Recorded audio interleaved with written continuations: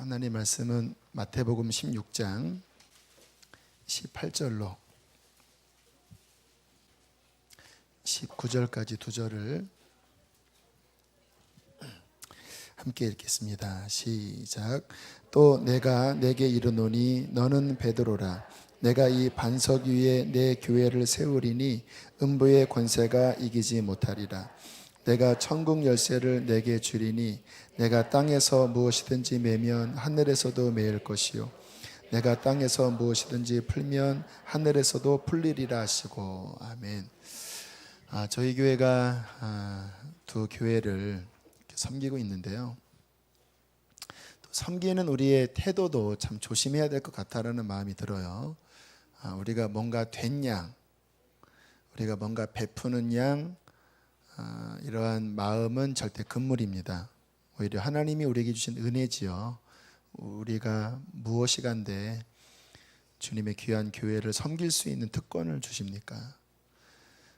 우리 성도들이 착각을 하지 말아야 될 게 있어요. 교회가 부흥하는 교회 다닌다고, 또 큰 교회 다닌다고 내가 큰 성도도 아니고 부흥하는 성도도 아니에요. 하나님 보시기엔 다 똑같습니다. 다 우리는 죄인이고 또 은혜 받은 사람들이고, 다만 하나님이 주신 은혜를 주님의 감동에 따라서 마땅히 섬기는 삶을 사는 게 우리의 마땅한 본분이지요. 이게 뭔가 우리가 참 대단한 일을 했다라고 하는 것 생각 자체가 그건 말이 안 되는 것이죠. 오히려 겸손하게 이 귀한 일을 순종하며 감당을 할 때 우리 안에 역사하시는 분은 우리가 아니라 하나님 그분이 하실 것입니다. 우리가 오늘은 교회에 대한, 교회와 기도에 대한 말씀을 나눌 텐데요, 예수님께서 십자가에 달려 죽으시고 부활하심으로써 성취하고자 하셨던 일은 뭐냐면 우리의 영혼 구원입니다. 주님의 십자가와 부활로 우리가 구원받았잖아요. 근데 성도들이 거기까지만 생각을 합니다.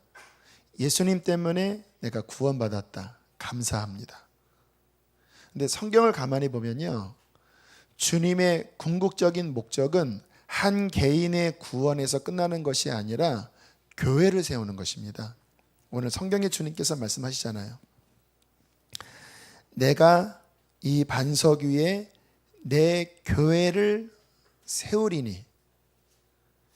우리 주님의 목적점은 한 개인의 구원으로 끝나는 것이 아니라 그 구원받은 사람의 연합체인 교회를 세우는 것이 예수님의 구원의 목적입니다.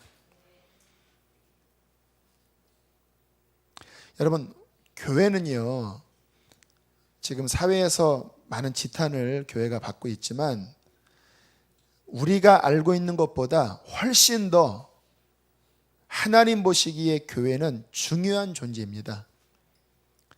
왜 중요한 존재이냐? 성경은 교회를 가리켜 뭐라고 말씀하시냐면 예수님의 신부라고 말씀을 하세요. 정말 구원받은 사람들의 모임은요, 그 구성원들의 직위와 상관없이, 그 사람들의 사회적인 어떠한 위치와 상관없이 정말 구원받은 사람이 두세 사람이 모인 그 교회는 예수 그리스도의 신부입니다. 여러분, 예수님께서 그의 영원히 반려자로 살 그 신부를 얼마나 끔찍하게 생각하시겠습니까? 교회를 그렇게 보신다라는 거예요.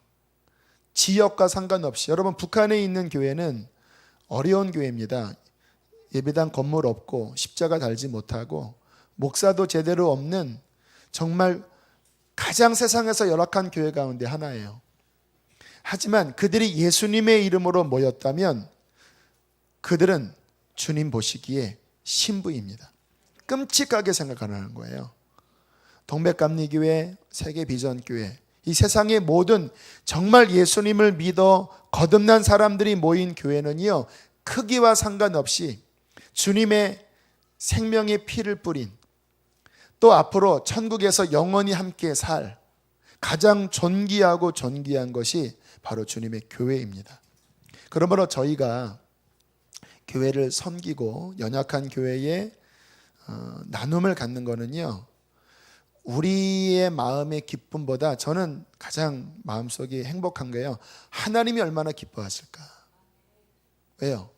주님의 눈에 넣어도 아프지 않을 그의 핏값으로 산 그의 신부된 교회를, 연약한 교회를 우리의 형제들이 함께 섬길 때에 하늘 아버지가 그 모습을 보시고 얼마나 흐뭇해 하실까 생각하면 저는 그것이 가장 큰 기쁨입니다. 여러분, 주님께서 교회를 향한 계획이 있습니다. 성경의 교회를 예수님의 신부라고도 표현했지만 또 다른 표현은 뭐냐면요, 예수님을 머리로 한 교회는 그의 뭐라고 말씀하시죠? 몸이라고 말씀하세요. 예수님은 머리로서 위치적으로 하늘에 계십니다. 그런데 그의 믿는 우리들은 그의 몸이 되어 지상에 남아 있어요. 그런데 머리와 몸은 떨어져 있습니까? 붙어 있습니까? 떨어져 있어요? 붙어 있어요? 저기 떨어진다고 이렇게 얘기하는 분이 계세요. 머리가 떨어지면 그 사람은 시체입니다. 제 머리가 지금 저기 있고 몸이 여기 있으면 저는 IS에게 당한 거죠. 머리와 몸은 붙어 있는 거잖아요. 예수 그리스도가 머리이고 그의 몸된 교회가 몸이라는 것은 뭐냐면요, 하늘과 땅이 그리스도 안에서 연결됐다라는 거예요. 우리가 주님의 몸된 교회가 될 때에 예수 그리스도의 모든 신성과 권위가 그 교회를 통하여 이 세상에 발현되는 거예요. 제가 2000년도 초에 안성에서 목회할 때 제 마음을 흥분시켰던 이야기가 고 오카노 목사님의 이야기였습니다. 교회는 크기와 상관없이 예수 그리스도의 영광과 권위와 그 모든 것을 이 지상에 있는 교회는, 제가 그때 개척교회 있을 때였거든요, 비록 작을지라도 예수님 안에 있는 모든 것이 그 교회 안에 담겨 있다. 수천 명 되는 대형 교회만 예수님의 영광이 드러나는 게 아니에요. 비록 적지만 10명 미만의 사람이 모였다 할지라도 그 교회에는 예수님의 모든 영광과 권위가 그 안에 다 들어 있습니다. 그러니까 자부심인 거죠. 제가 그때 목회하면서 굉장한 자부심을 느꼈어요. 비록 그때 3층이었습니다. 교인들 별로 없었어요. 하지만 하나님 보시기에는 예수 그리스도의 모든 권위와 영광이 이 안에 다 들어있구나. 여러분, 교회가 놀라운 것은 뭐냐면요, 주님께서 십자가에 죽으시고 부활하신 다음에 교회를 세우셨잖아요. 그리고 성경에 나타난 교회는 두 가지 그 그림이 있어요. 하나는 우주적 교회가 있습니다. 예수님을 머리로 하여 모든 신자들의 보이지 않는 교회가 우주적 교회예요. 그러니까 우주적 교회는 네 교회 내 교회가 없어요. 예수님이 동일한 머리이고 모든 믿는 사람이 동서고금 막론하고 하나의 몸입니다. 그런데 성경을 가만히 들여다보면 우주적 교회만 이야기하는 게 아니라 지역 교회를 이야기합니다. 에베소에 있는 교회, 고린도에 있는 교회, 빌립보에 있는 교회. 그러니까 성경에서 표현한 교회는 우주적 교회라기보다는 지역 교회를 의미해요. 로컬 처치라고 하죠.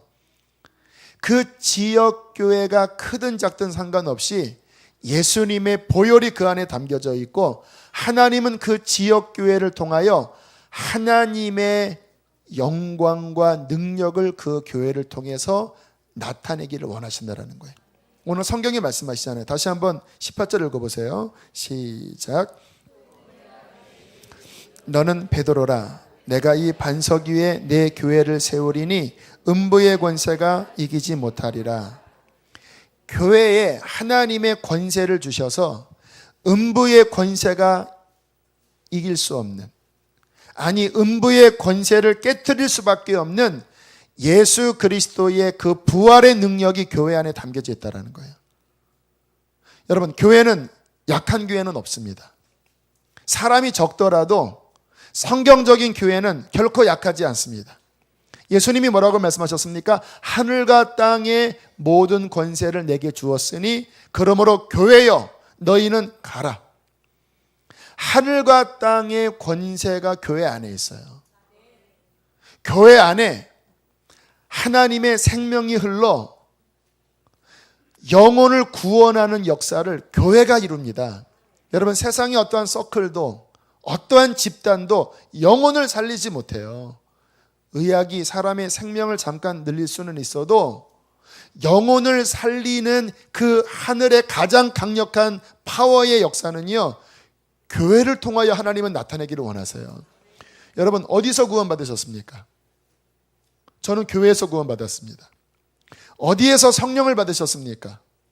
교회에서 저는 성령을 받았어요. 하늘의 영원한 그 생명수를 저는 교회에서 받아 마셨습니다. 왜 그럴까요? 하나님은 교회에 그 하늘의 영원한 생명을 강단을 통하여 또 믿는 자의 서로의 가르침을 통하여 하나님의 속한 신적인 모든 복을 교회를 통하여 흘려 보내시기를 원하신다라는 거예요. 하나님께서는 교회 안에 하나님의 마음에 감추어진 그 영원한 비밀스러운 계시를 교회를 통해서 보여주십니다. 세상의 학문은요, 길어야 이 땅이에요. 길어야 몇천 년이에요. 그런데 하나님께서는 교회에 하늘의 비밀한 계시를 열어주셨습니다. 영원한 비밀한 계시. 앞으로 영원한 세계가 어떻게 펼쳐질 것이며 이 세상이 끝날 때에 하나님의 나라는 어떻게 도래해야 할 것이며 그 나라에 가려면 어떻게 갈 수 있는지에 대한 하늘에 속한 비밀한 계시를 하나님은 교회를 통해서 열어주세요. 할렐루야. 그러니까 얼마나 교회가 소중한지 우리가 생각하는 것보다 실제 교회는 하나님 보시기에 훨씬 더 소중하고 귀한 것이 바로 교회인 것입니다. 이 교회가 하나님께서 바라시는 거는요, 이 교회는 태생 자체가 예수님의 교회거든요. 예수님의 생명력이 그 안에 있어서 교회를 통하여 하나님은 세상을 구원하기를 원하시고 세상을 구원할 모든 자원을 교회 안에 주셨습니다. 중요한 것은 뭐냐면요, 교회가 교회되는 거예요. 교회는 애써서 어떠한 권위를 바라는 존재가 아니에요. 그냥 하나님이 디자인하신 정말 교회가 제대로 교회가 되기만 하면 그 교회는 지구상 어느 곳에 갖다 놓는다 할지라도 그 교회는 예수의 생명이 나타나 그곳을 누룩처럼 변화시킵니다. 여러분, 북한에 있는 성도들이 그 핍박 중에 지금 굉장히 많이 그 지하교회가 퍼져나가고 있대요. 중국 같은 경우는요, 핍박이 많았잖아요. 물론 지금도 핍박이 있지만 지금 그 중국의 고위 당국자들은요, 내심 생각하기를 기독교를 막을 수는 없다. 어쩌면 기독교가 우리 중국의 희망일 것이다라고 하는 생각들을 하는 고위 공산당 간부들이 많대요. 왜? 교회가 하나 세워지면 감옥이 사라지고 크리스찬이 되면 범죄율이 떨어진다는 것을 그들도 알고 있다는 거예요. 여러분, 교회가 정말 교회가 되면요, 공산 치하에 있든 지금 여러분 이슬람이 확장되는 것 같죠? 제가 얼마 전에 우리 몽골 선교사였다가 더 내려놓은 책을 쓰신 그 이용규 선교사님의 그 간증을 듣고 굉장한 충격을, 또 신선한 충격을 받은 이야기를 하시더라고요. 지금 전 세계에 이슬람이 급속히 퍼진다고 하는 게 우리 기독교인들한테는 위기잖아요. 그런데 이용규 선교사님이 말씀하시기를 그게 실제가 아니래요. 이슬람이 위력을 떨치는 곳은 한 군데밖에 없대요. 서구 기독교. 기독교가 생명을 잃고 종교화되고 화석화된 서구 쪽에서만 이슬람이 확장이 된대요. 이슬람의 확장은 전도를 해서 확장되기보다는 애를 많이 낳아서 확장을 한대요. 보통 7명, 8명 막 그 출산 정책이 그렇거든요. 그래서 그 이슬람 그 모슬렘들이 유럽이나 이쪽에 가서 지금 이렇게 뭐 10% 20% 되는 거는요, 거의 다 애를 많이 낳아서 그렇게 되는 경우가 많다라는 거예요. 그러면서 참 귀한 이야기를 하시더라고요. 이슬람 안에서 가장 두려워하는 것이 생명을 가진 기독교의 확장을 가장 두려워한대요. 지금 전 세계에서 기독교가 가장 활발하게 확장되는 나라가 어딘지 아세요? 이란입니다. 이란. 사우디아라비아예요. 왜냐하면 그 모슬렘들이 코란을 암송하고 또 그들이 어떤 그들의 율법적인 것들을 철저하게 지키거든요. 근데 문제는 뭐냐면 예수님의 부활의 생명에 그 안에 없거든요. 그러니까 그들이 굉장한 목마름을 느낀대요. 왜? 종교에 빠져봤지만 여기가 안 채워지거든요. 그런데 그러한 그 심장부에 생명의 기독교가 전파되고 막 꿈에서 막 주님이 나타나면서 가장 세계에서 선교가 활발하게 일어나는 곳이 모슬렘의 심장인 사우디아라비아와 이란에서 기독교가 가장 활발하게 확장된대요. 또 하나는요, 기독교가 화석화된 곳에서는 이슬람이 늘어나는데 아프리카 같은 곳에는요, 뭐 나이지리아나 이런 나라 영상들을 잠깐 틀어줬는데 한 번 집회할 때마다요 100만 명이 모이는 거예요. 모슬렘들이 생명의 복음이 외칠 때 수많은 모슬렘들이 그 복음을 듣고 회심하고 예수 그리스도 앞에 돌아오는 역사가 지금 아프리카에서는 엄청 일어나고 있다는 거예요. 이용교 선교사님이 그러시더라고요. 모슬렘이 확장되냐고요? 아닙니다. 생명이 없는 화석화된 종교화된 서구 유럽에서나 그런 일이 벌어지지, 정말 기독교가 살아있는 중동의 한복판에서 아프리카 모슬렘권에서는 오히려 강력하게 이슬람을 잠식시키면서 복음이 확장되고 있다고 하는 이야기를 하더라고요. 여러분, 무슨 이야기입니까? 교회가 교회되면, 복음이 제대로 복음으로 선포되어지면요, 그 안에는 하늘과 땅의 모든 권세가 들어있기 때문에 어느 지역을 가든 어떠한 상황이 되든 이 복음을 이길 수 있는 것은 아무것도 없습니다. 복음은 확장될 것입니다. 할렐루야. 근데 중요한 건 뭐냐면 교회가 교회되는 것이고 복음이 복음되는 거예요.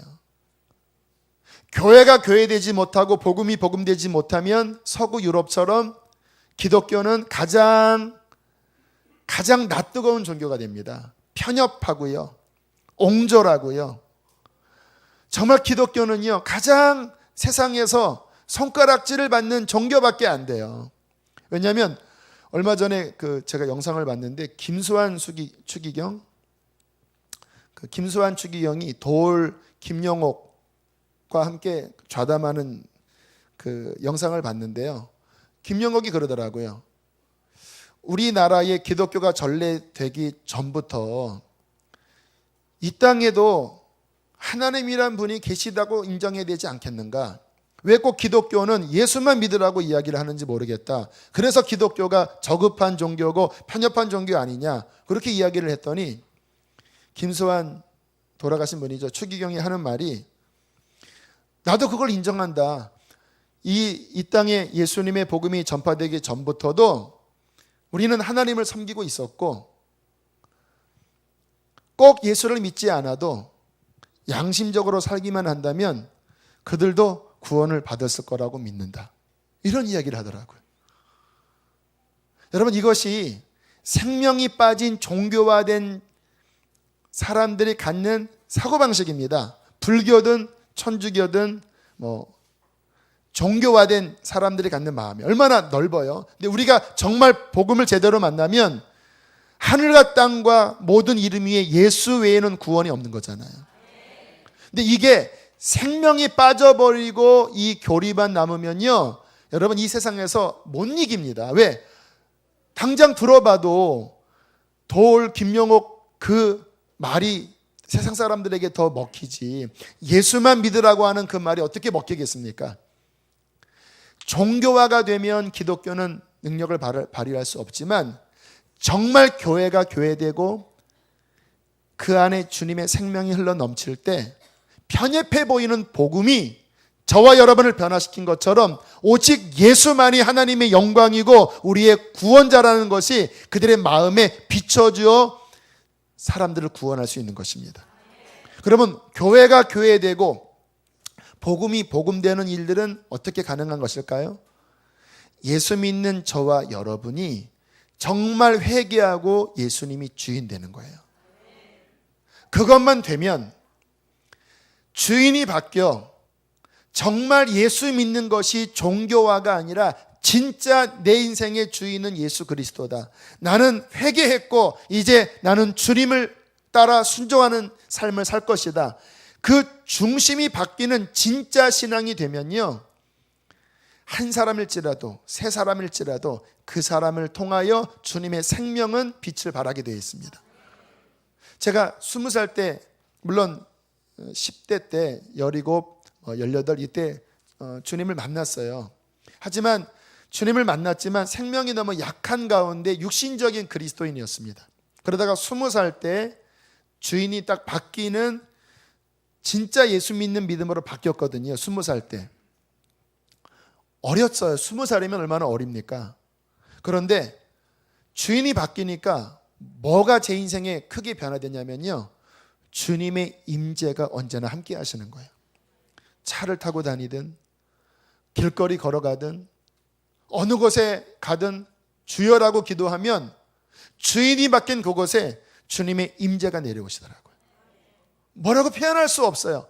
그냥 플랫폼에서 전철에서 눈물 흘린 적이 많았어요. 주님을 예배하면서 마음으로 찬양하면서. 왜? 주님이 임재하시니까.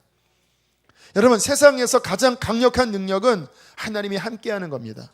제 나이 20살이었지만 주인이 바뀌어 예수님이 내 삶의 왕이 되자 주님의 이름을 부를 때 그분이 함께 하셨고요, 나이가 어렸지만 주님을 선포할 때 사람들이 변화되는 역사가 일어나는 거예요. 십자가를 전하면 그 십자가의 도가 어떤 이에게는 강력한 능력이 되어 회심시키더라고요. 20대 초반부터 나이와 상관없이 교회가 교회되고 정말 우리가 복음이 복음되게 할 때 우리 안에 있는 복음은, 우리 안에 있는 예수의 생명은 세상을 능히 변화시킬 하늘과 땅의 권세를 가진 그 생명의 복음인 것입니다. 그 기억이 나요. 오늘 말씀 준비하면서 막 그렇게 이제 주님께 사로잡혀서 20대 때 막 여러 막 불려다녔어요. 막 나이가 어리지만 주의 생명력이 있으니까 뭐 여기 와서 기도해달라, 뭐 저기 모임을 인도해달라 막 그랬어요. 20살 때. 근데 귀신 들린 어떤 한 여자아이를 쫓아내달라고 저를 이제 불렀어요. 이렇게. 그래서 그때 이제 한 6, 7명 이렇게 삥 둘러 앉았으면 여기 이제 귀신 들린 여자아이가 하나 있는데 막 좀 덩치가 좋은 여자였습니다. 눈도 이렇게 벌써 날카롭더라. 그렇게. 저는 그때 몸이 정말 왜소했습니다. 키는 2키였지만 몸무게가 54kg, 막 55kg, 진짜 바람 불면 막 휘청거리는, 정말 너무 이렇게 보기 피골이 상접한 그런 저였고, 또 제가 인상이 또 강한 인상이 아니잖아요. 그러니까 처음에 그 자매가 이야기하더라고요. 저를 보고 비웃었대요. 집 가진 게 무슨 쫓아낸다고 하고 막 침 뱉으려고 그랬대요. 근데 모여서 이제 찬양을, 저는 이제 두려웠지요. 왜냐하면 달려들면 어떡합니까? 무서워서 이렇게. 아무튼 그래도 주님의 이름으로 찬양, 보혈 찬양, 뭐 죄에서 자유를 얻게, 막 보혈 찬양 하면 귀신이 무서워한다는 걸 들었어요. 보혈 찬양 막 부르고, 그리고 막 나사렛 예수 이름으로 막 나가니까요, 이기더라고요. 할렐루야. 감히 어디를 그냥 막 누르니까 막 눌리더라고요. 제가 오늘 말씀 준비하면서, 야, 예수님이 주인 되고 주님의 생명이 내 안에서 역사하는 참된 신앙이 되면 귀신도 두려워 떨 수밖에 없구나. 나이가 어리고 신앙 연조가 짧은 거 상관이 없어요. 복음이 복음되고 예수가 나의 왕이 되면 주님은 그 사람을 통하여 음부의 권세를 깨트리는 역사를 이루십니다. 저는 우리 수지선한 목자교회가 그런 교회로 강력하게 세워지길 원해요.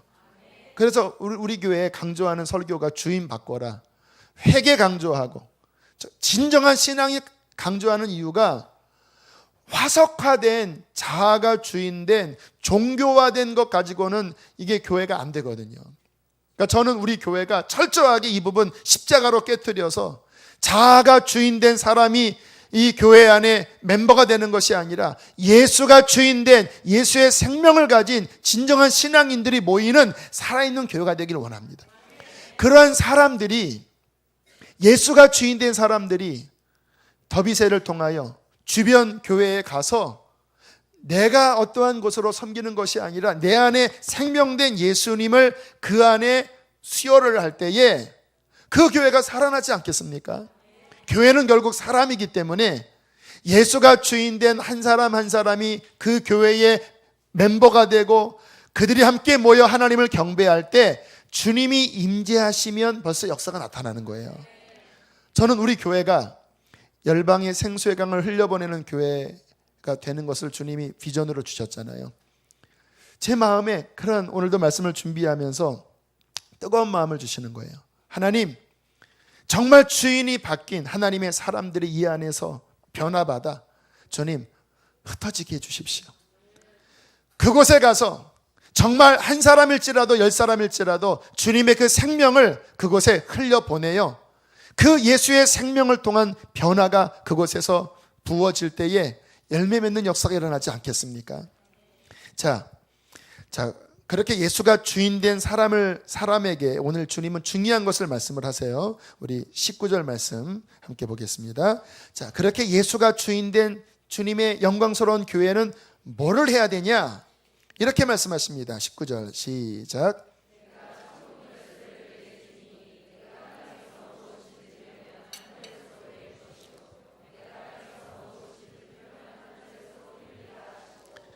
예수가 주인된 교회는 뭐를 해야 된다고요? 기도해야 된다는 거예요. 천국 열쇠를 들려주셔서 왜 교회가 권위가 있는가? 교회는 이 땅의 자원만을 가지고 움직이는 존재가 아닙니다. 우리가 돈이 많고 어떤 사회적인 어떠한 나름대로 파워가 있어서 그것으로 움직이면요, 교회는 냄새나는 집단밖에 안 돼요. 교회는 어떠한 집단인가? 하나님이 주신 이 열쇠, 이 땅에서 매면 하늘에서도 매이고 이 땅에서 풀면 하늘에서도 풀린다라는 거예요. 하늘에서 매이면 땅에서 매이는 게 아닙니다. 주님은 교회에게 권위를 이미 주셨습니다. 하늘문을 열고 닫는 권위를 주셨어요. 교회가 사용하면 돼요. 무엇을 통하여? 기도를 통하여. 교회가 주님의 자녀된 권세로 기도의 열쇠를 가지고 하늘문을 열고 닫아서 하늘에 속한 것들이 이 땅에 내려오도록 얼만큼 기도하느냐에 따라서 그 교회를 통하여 하늘 권세가 나타날 것입니다. 이거 사용 안 하면요, 여러분 썩히는 겁니다. 주님은 교회에게 이미 권한을 주셨어요. 그 말은 뭐냐면 교회가 적극적으로 그 권한을 사용해야 된다는 거예요. 여러분, 우리 수지선화 목자교회가 4년이 돼요.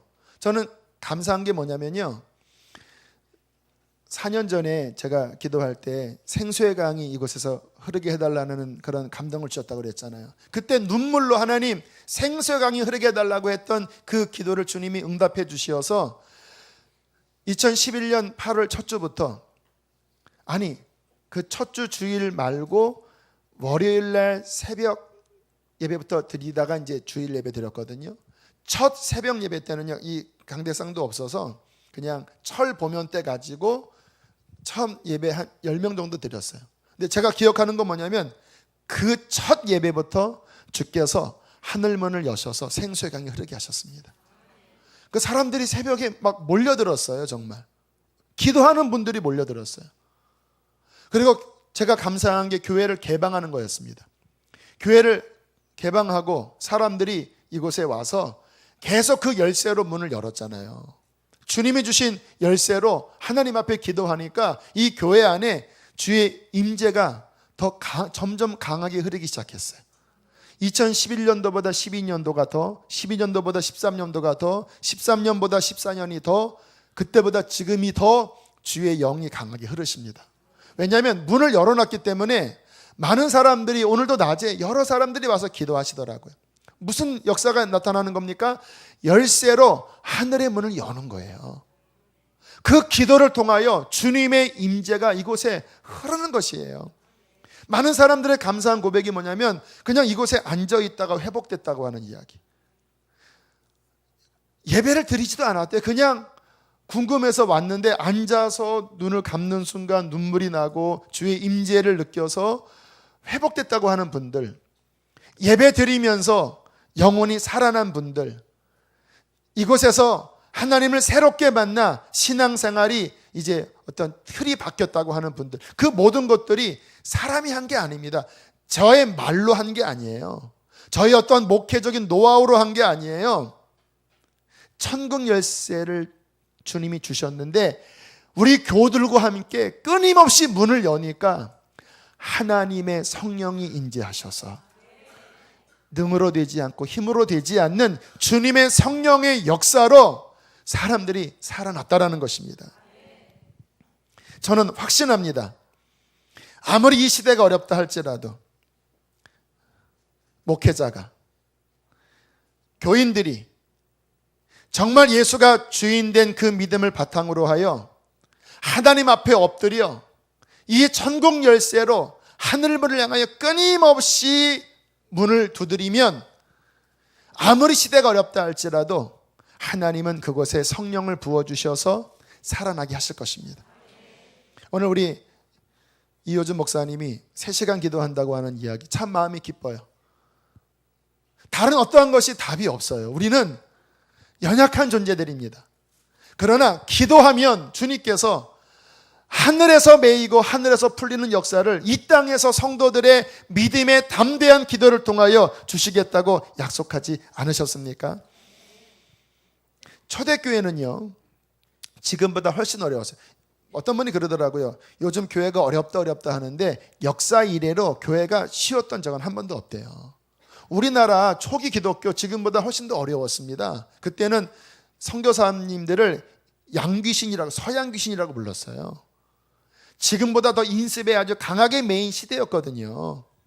여러분, 예수님이 십자가에 달리시고 부활 승천하신 다음에 그때 예루살렘 상황은요, 살기 등등한 시기입니다.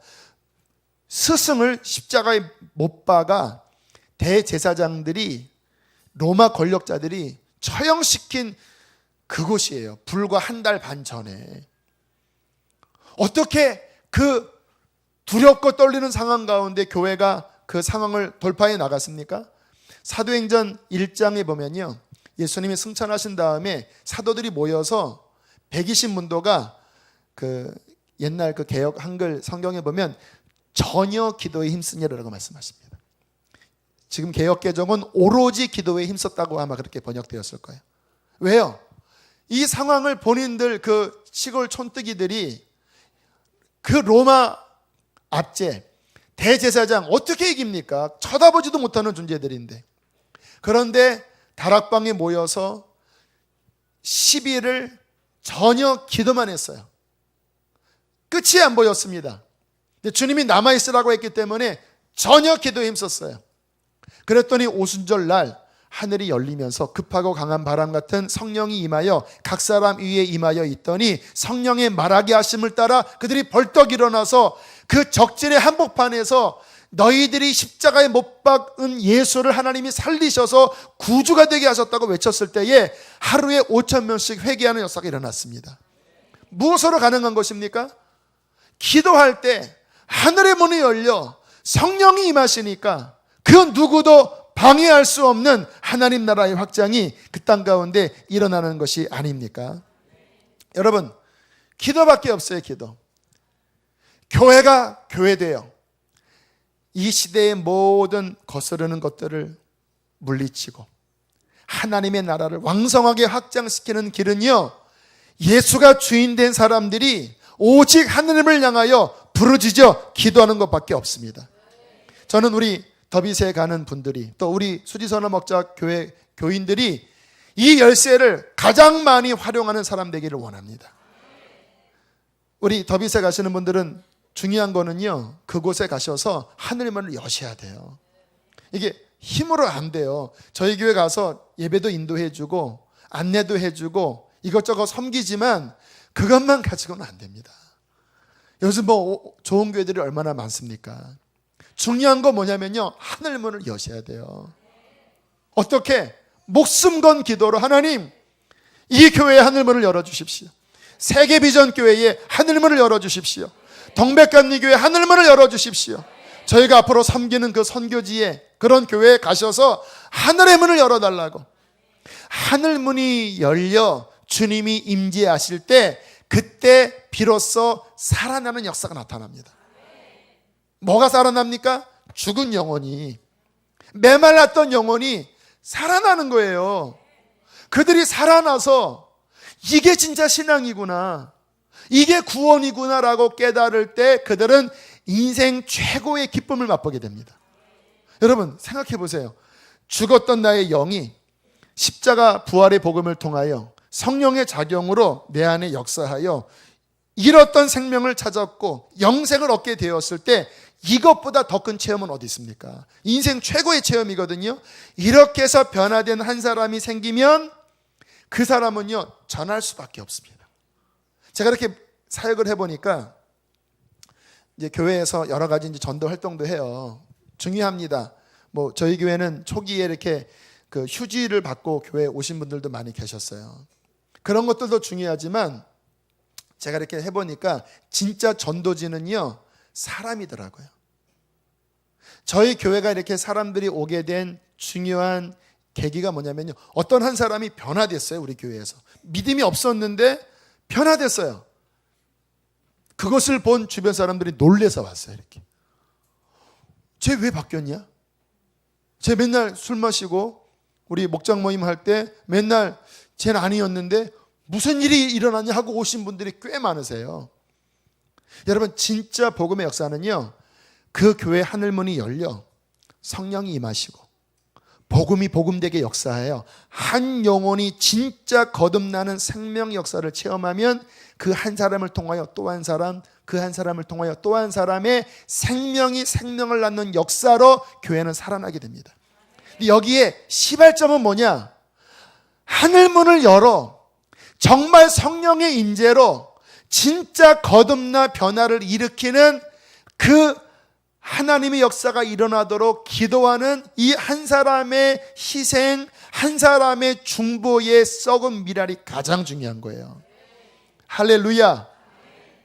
여러분, 우리가 앞으로 이 더비세나 열방의 선교를 하는 이 모든 일은요, 저는 물론 프로그램을 잘 짜는 것도 중요해요. 하지만 저는 압니다. 프로그램 갖고 안 돼요. 진짜 중요한 것은 뭐냐면 정말 이 천국 열쇠를 정말 생명 다해 하늘을 향하여 돌릴 수 있는, 이 일에 헌신할 수 있는 기도자들이 일어나야 그 사람을 통하여 하늘문이 열릴 것입니다. 우리 몇 달 전에 오셨던 우리 이종분 여자 선교사님, 그 늦은 나이에 말도 안 통하는 모슬렘 지역에 가서, 중앙아시아 쪽에 가서 지금 뭐 말할 수 없이 하나님의 역사를 이룩하고 계시잖아요. 근데 그분은 여자지만요, 기도하는 권사님이었어요. 기도해서 하늘문이 열리니까 언어도 통하지 않는 곳에서 하나님 나라를 확장하지 않겠습니까?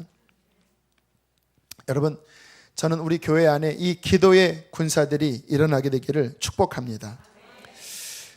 제 마음속에 지난 그 수요일 날도 우리 수요 중보 때 이 부분을 나눴는데요, 주님이 요즘 제 마음 안에 부흥에 대한 갈망을 자꾸 가지라 말씀하세요. 근데 이거는 아마 제가 스스로 갖는 마음이 아니라 이 시대에 특별히 한국 땅 가운데 하나님께서 다시 한번 부흥을 부어줄 계획이 있으시나 봐요. 우리 유기성 목사님도 요즘 칼럼을 보면 자꾸 부흥에 대한 갈망을 자꾸 이야기를 하세요. 부흥을 위해서 포기하면 안 된다라고 하는 마음. 우리 인천 박보영 목사님도요, 주님이 그런 마음을 주는, 아직 내가 너에게 보여줄 진정한 부흥은 오지 않았다. 그 마가다락방에 하나님이 주시고자 하시는 진짜 부흥이 올 테니까 사람들을 준비시켜라 라고 하는 사인을 자꾸 주신대요. 근데 저 같은 경우는 제가 20대 때 부흥에 관한 책을 보면서 굉장히 깊은 기름 부으심을 한동안 받았었어요. 그래서 제가 대학원 논문도 부흥 운동에 관한 논문을 썼어요. 무슨 이야기냐면요, 하나님이 저에 대한 어떤 부르심도 앞으로 다가오는 시대에 그 하나님이 부어주실 그 부흥을 위하여 저를 쓰시고자 하시는 마음을 저는 느껴요. 그런데 그 때가 점점 다가오는 것 같고 지금 준비하라는 마음을 주세요. 우리 수지선한 목자교회 앞으로 예배당 이전을 하는데 그 이전도 그것을 향한 어떤 하나님이 그릇을 준비시키는 것이 아닌가라는 생각이 들어요. 여러분, 우리가 이 천국 열쇠를 가지고 정말 기도할 것은 물론 저희 교회가 주 안에서 승리하고 또 섬기는 두 교회가 잘 되는 것도 중요하지만 좀 더 큰 틀에서 이 기울어져 가고 있는 이 시대에 정말 하늘문이 열려 부흥이 임하도록 우리 성도들은 진짜 기도하셔야 합니다. 만약에 부흥이 오지 않고 우리 시대가 끝나면요, 다음 이 아이들 시대는 재앙입니다. 이 아이들이 지금 이 시대의 악을 못 이겨요. 문화 자체가 저 어릴 때의 100배입니다. 지금 못 이겨요. 재앙입니다. 불과 몇십 년, 50년 지나지 않아서 교회는 정말 반 이상으로, 반 이하로 줄을 거예요. 정말 부흥이 다시 와야 합니다. 하나님은 그 부흥을 주기를 원하세요. 부흥에 관한 몇 가지 우리가 함께 꿈을 꾸기 위한 이야기를 나누면요, 근세기에 하나님께서 부흥을 동시다발적으로 주셨던 세기가 1900년도 초입니다. 그 부흥의 전 세계로 퍼진 시발점이 1905년도, 4년도, 5년도에 영국 웨일즈에 있었던 웨일즈 운동이라는 그 부흥 운동이에요. 그 웨일즈 부흥 운동은요, 그 영국의 한 탄광촌에 있었던 일입니다. 이반 로버츠라고 하는 젊은 청년이 탄광촌의 부흥을 위하여 10년간 기도했대요. 그리고 모리아 교회라는 크지 않은 교회입니다. 이 정도 규모가 되는 것 같아요. 그 교회에서 집회를 할 때 한 16살, 17살 한 소녀가 갑자기 딱 일어나더니 정말 진심으로 이렇게 고백했대요. 하나님을 온 맘 다해 사랑하기를 원합니다 라고 고백하는 순간 갑자기 그곳에 하늘문이 열려 성령이 폭포처럼 쏟아졌습니다. 그게 확 퍼져버렸어요. 거기에 모였던 100여 명의 젊은 청년들이 또는 교인들이 막 흐느껴 울기 시작했어요. 그리고는 그 부흥의 불길이요, 웨일즈 전역을 휩쓸면서 탄광촌에 있었던 그 강팍한 사람들이 수없이 회심하고 변화되는 역사. 부흥이 임하는 건 뭐냐면요, 지금도 우리가 집회하면 성령이 임하십니다. 근데 부흥은 뭐냐면 이 정도가 아니라 하늘문이 열려 폭포수같이 쏟아부으는 거예요. 그래서 교회에서 다른 교회로 지역으로 막 번지는 거예요. 그게 1904년 5년도 웨일즈에 있었던 부흥이고요. 그 부흥 운동이 세계로 퍼져나가기 시작했습니다. 인도에 퍼져서 인도의 과부나 고아들 그쪽에 이러한 부흥 운동이 한번 있었고요. 호주에도 넘어갔고요. 미국 아주사 거리에 넘어가서 지금 오순절 운동 있죠. 우리 순복음 계통. 그 오순절 그 운동의 시발점인 아주사 부흥이 1905년도, 6년도에 미국에서 터졌고요. 그 소식이 1904년, 5년, 6년 뭐 퍼져나가니까 한국에 왔던 선교사님들이 굉장히 흥분을 했다고 그래요. 아니, 인도도 부흥을 했고 영국도 부흥을 했고 미국에도 부흥 운동이 임했는데 조선 땅에 부흥 운동이 임하지 않을 거라고 어떻게 우리가 아냐. 기도하자. 선교사님들이 모여서 기도했대요. 한국 크리스찬과 함께 6개월을.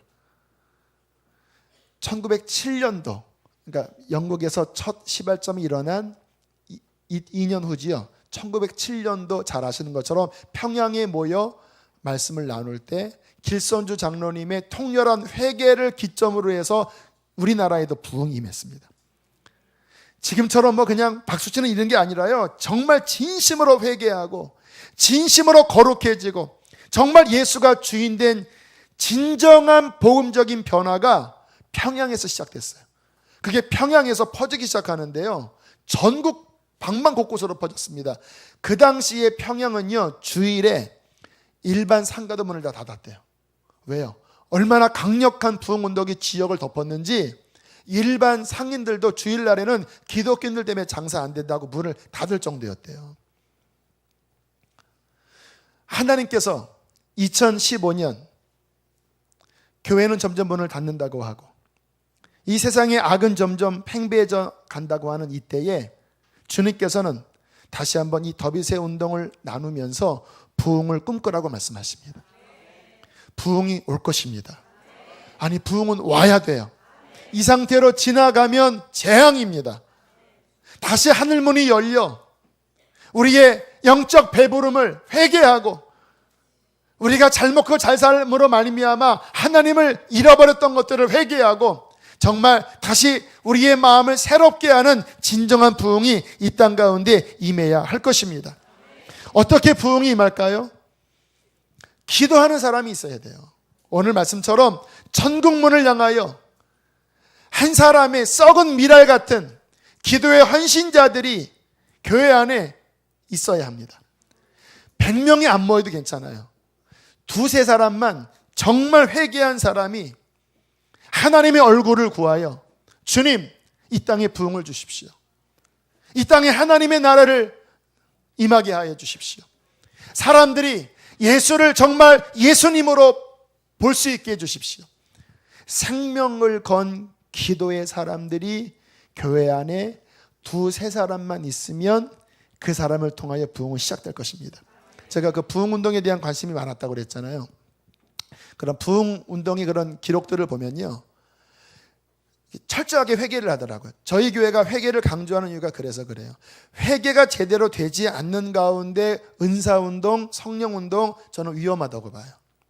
자아가 처리되지 않는데 은사 받고 뭔가 보고 뭔가 경험하고 위험합니다. 물론 그거를 통해서도 어떠한 역사는 있지만요, 진정한 하나님의 역사는요, 어떠한 신비한 체험이 아니라 거룩하게 되는 겁니다. 순결하게 되는 거예요. 저는 그래서 저희 교회가 성령운동을 표방할 때 그런 하나님의 성령의 역사의 흐름도 잘 열어놓지만 그 본질은 보면요, 언제나 회개와 거룩이에요. 회개와 거룩을 통하여 예수님을 더 닮아가는 거예요. 그게 목적이지 다른 어떤 표적들은 그거를 이렇게 뒷받침하는 그런 거지요. 그게 중심에 들어와서 막 이상한 걸 막 보고 막 어떠한 체험이 중심이 되면요, 오히려 붕붕 뜹니다. 저는 그런 거를 조심하려고 그래요. 진정한 회개와 진정한 십자가와 진정한 예수를 담는 그러한 예수 중심된 몇 사람이 변화되면 그분들은 기도하셔야 합니다. 이 땅의 황폐함을 보고 하나님, 영혼들을 살려주십시오. 근데 성령이 임하시면요, 이 부흥을 여는 분들의 기도를 보면요, 저도 조금은 경험은 했어요. 죽을 것 같아요.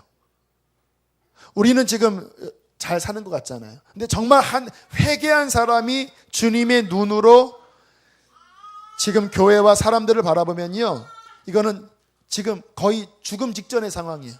그러니까 어떻게 기도하냐면요, 막 해산의 기도를 해요. 저도 그런 기도를 할 때면 이 속에서부터 탄식밖에 안 나요. 하나님, 살려주십시오. 하나님, 이들을 살려주지 않으면 주님, 나를 죽여주십시오. 이런 기도가 나와요. 내 기도가 아니라 주님의 중보의 기도 같아요. 주님, 차라리 나를 죽여주십시오. 하나님, 어떡합니까?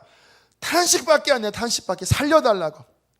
그 기도를 한동안 하다 보면요, 어느 순간에 그 마음에 자유함이 임하면서 주님이 내 기도 들어주셨다, 그런 마음의 확신이 오면요, 하늘문이 열려 주님의 부흥이 임하더라고요. 할렐루야. 저는 자그마한 부흥을 경험해 본 사람이에요. 여러분, 아이들이나 자그마한 집회, 이 기도를 하는 사람 있어야 돼. 저희 교회는 복음 인카운터 때 그런 경험을 조금 해요. 그 사람 안에 있는 그 깊은 내면 안에 있는 죄와 상처, 영적인 묶임을 그 푸는 기도를 그 마지막 그 성령 안수식 때 하면요, 그 강사분들 이야기가 허리가 끊어질 것 같아요. 끊어질 거. 왜요? 그만큼 하나님 보시기에 사람들의 영적 상태는요, 바닥이에요, 바닥. 그런데 그거를 보지 못하고 뭐 나 이 정도면 나이스하지 않냐. 정말 눈이 열리면요, 영혼은요 지금 큰 문제가 있어요. 그것을 영적인 눈으로 바라보고 하나님 앞에 중재자가 되어 생명을 건 해산을 하는 것 같은 기도하는 두세 사람만 있으면 하늘문은 열릴 것입니다. 할렐루야. 우리 교회 안에 그런 사람이 불일듯 일어나기를 축복합니다. 그러한 사람이 더비세 운동에 가서 그 땅의 황폐함을 보고 하늘을 향하여 부르짖어 하나님의 이 땅에 주시고자 하시는 그 성령의 불을, 그 불이 임하여 죄를 죄로 깨닫고 진정 회개하여 정말 거룩하게 변화되는 십자가와 부활의 역사가 한 사람에게만 일어난다면 그 부흥의 불길은 퍼질 것입니다. 때가 되면 그러한 기도를 통하여 하나님은 이곳에 하늘문을 여시고 이 지역을 변화시킬 것입니다. 이 지역에서 삼천리 방방곳곳에 다시 한번 우리나라 1907년과 같은 참된 회개와 변화의 역사를 하나님이 이루어 주실 것입니다. 그것을 위하여 생명 다하여 기도하는 우리 수지선언 목자교회 교인들이 세워지기를 축복합니다. 또 더비세에 그러한 역사가 있게 되기를 축복합니다. 함께 우리 시간 찬양하고 우리 기도하겠습니다. 우리 간절한 마음으로 하나님, 이 땅에 부흥이 다시 한번 내려와야 합니다. 하나님, 나를 써주십시오. 하늘에 불을 내려주십시오. 우리 간절하게 찬양 고백하고 기도하겠습니다.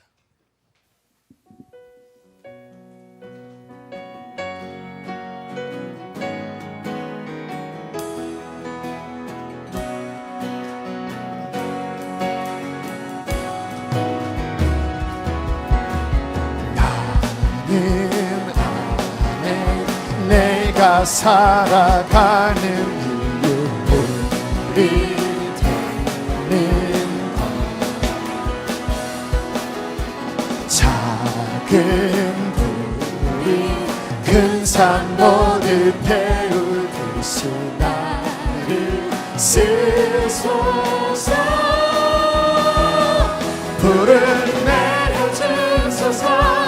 내게 성령의 불을 주어진 영혼 살릴 수 있도록 나를 태워주소서.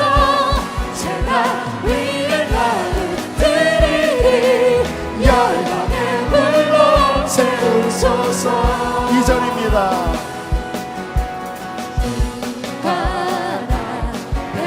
신을 벗고 기도하니 불을 주소서. 성령으로 연단받은 불의 사랑 되게 하소서. 불을 내려주소서. 내게 성령의 불을 주어진 영혼 살릴 수 있도록 나를 태워주소서. 제가 위에 나를 드리리 열방의 불로 세우소서. 한 번 더 불을 내려주소서. 불을 내려주소서. 내게 성령의 불을 주어진 영혼 살릴 수 있도록 나를 태워주소서. 제가 위에 나를 드리리 우리 마지막 한 번 더 불을 내려주소서. 불을 내려주소서. 내게 성령의 불을 주어진 영혼 살릴 수 있도록 나를 태워주소서. 제가 위에 나를 드리리 열방의 불로 세우소서. 이곳에 오소서. 세워 불을 꺼주시고 이곳에 앉으소서. 이곳에서 드리는 예배를 받으소서. 주님의 이름이 주님의 이름만이 오직 주의 이름만 이곳에 있으리라. 이곳에 오셔서 이곳에 앉으소서 이곳에서 드리는 예배를 받으소서 주님의